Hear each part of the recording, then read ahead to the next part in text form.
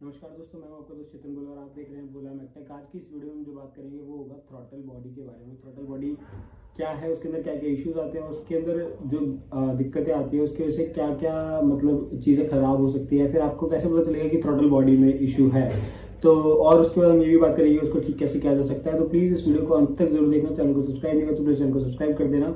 ये जगह मैंने यहाँ पे जो है इसमें मैं कुछ वीडियोस फोटोज लगाता रहूँ जो मेरे बोलने के रेफरेंस में होंगी, इसलिए मैंने इसको थोड़ा सा छोड़ा है इस तरह से। और अब शुरू करते हैं वीडियो को। तो थ्रॉटल बॉडी जो होती है बेसिकली उसका काम ये है कि आपका जो भी एयर आ रही है वो सारी एयर वहां इंजन के सिलेंडर तक जाए, क्योंकि इंजन में होते हैं 4 सिलेंडर। बेसिक इंजन में 3 सिलेंडर, 4 सिलेंडर, 6 सिलेंडर, इतने सारे कई सारे सिलेंडर्स के इंजन आते हैं। तो उन सब सिलेंडर्स में वो एयर जाए, इसके लिए लगानी होती है थ्रॉटल बॉडी। वो थ्रॉटल बॉडी क्या करती है कि जैसे ही आपका एक वो होगा, जैसे ही आप तो उन सब तक हवा तो जानी है, साथ ही साथ उस हवा को कंट्रोल भी करना है। जिस हिसाब से आप एक्सेलेरेटर दोगे उस हिसाब से वो हवा जाएगी अंदर। तो वो जो एयर को कंट्रोल करना है ना कि कितनी हवा अंदर जानी चाहिए और कितनी नहीं, वो होता है थ्रॉटल बॉडी के थ्रू। थ्रॉटल बॉडी में एक बटरफ्लाई वॉल्व लगा होता है जो कि आप अपने एक्सेलरेटर से उसको बढ़ाते घटाते हो, जैसे कि कार्बोरेटर में भी लगा हुआ देखा जाता है। तो थ्रॉटल बॉडी में जो आपका एक बटरफ्लाई वॉल्व होगा, जितना आप एक्सेलरेटर दबाओगे उतना वो खुलता जाएगा, उतनी ज्यादा एयर अंदर जाएगी। जितनी ज्यादा एयर अंदर जाएगी उतना ही ज्यादा वो एक वहां पे एक सेंसर लगा रहता है, accelerator pedal position sensor, throttle valve position sensor.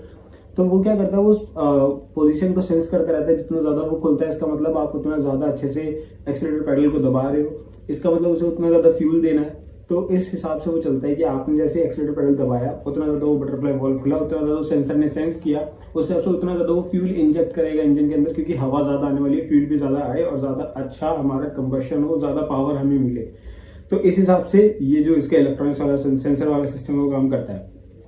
इसमें क्या होता है, अब यहाँ पे एक तो इस थ्रॉटल बॉडी का एक काम तो ये हो गया कि आपका एयर वहां तक पहुंचे, साथ ही साथ इसका एक दूसरा काम भी होता है, क्योंकि अब फ्यूल को भी देना है। तो फ्यूल या तो आप दो सिस्टम होते हैं, एक सिंगल पॉइंट फ्यूल इंजेक्शन और एक होता है मल्टी पॉइंट फ्यूल इंजेक्शन। एक होता है एसपीएफआई और एक होता है एनपीएफआई। इसके ऊपर मैं पहले वीडियो बना चुका हूँ, 14 वाली वीडियो जाके देख सकते हो। और इसमें क्या होता है, सिंगल वाले में क्या होता है कि जो अपना थ्रॉटल बॉडी है ना, इसी के अंदर एक इंजेक्टर लगा रहता है, वो ही अंदर मतलब एयर जहां पे आती है, जहां से गुजरी होती है, वहीं पे फ्यूल को मिक्स कर देता है। एक तो ये तरीका हो सकता है, या तो हर हेड के ऊपर जाके एक एक फ्यूल इंजेक्शन लगे।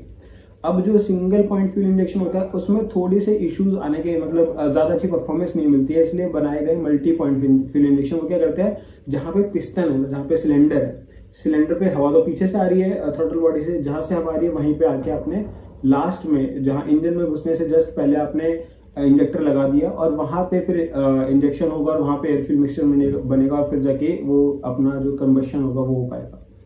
तो इस तरह से आपका ये जो फ्यूल इंजेक्शन है वो काम करता है।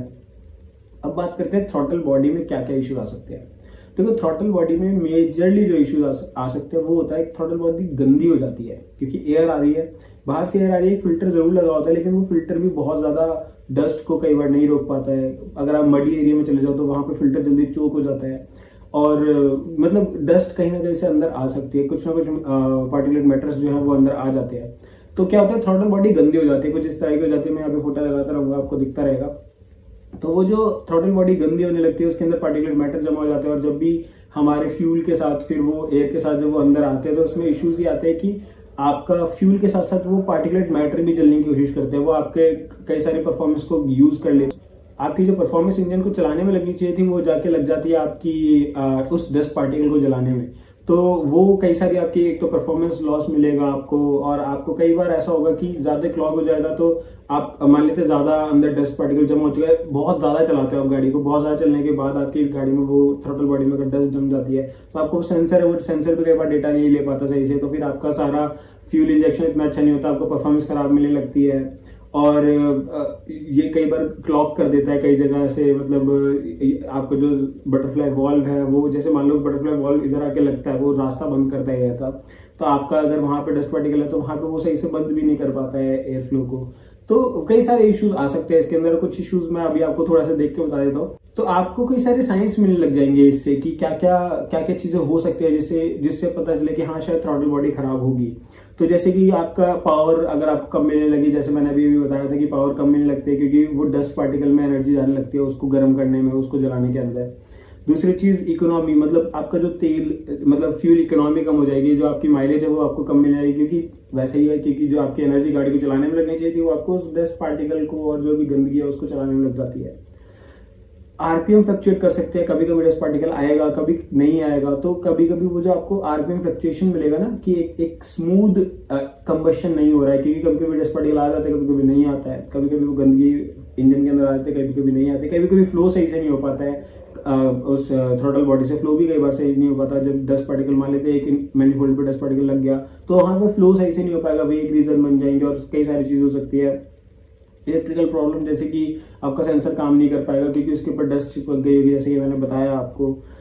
इसका सॉल्यूशन तो सिर्फ एक है कि आपको थ्रॉटल बॉडी को खोल के साफ करना पड़ेगा। तो ऐसा बोला जाता है कि हर चौथी सर्विस पे आपको थ्रॉटल बॉडी जरूर साफ करा लेनी चाहिए।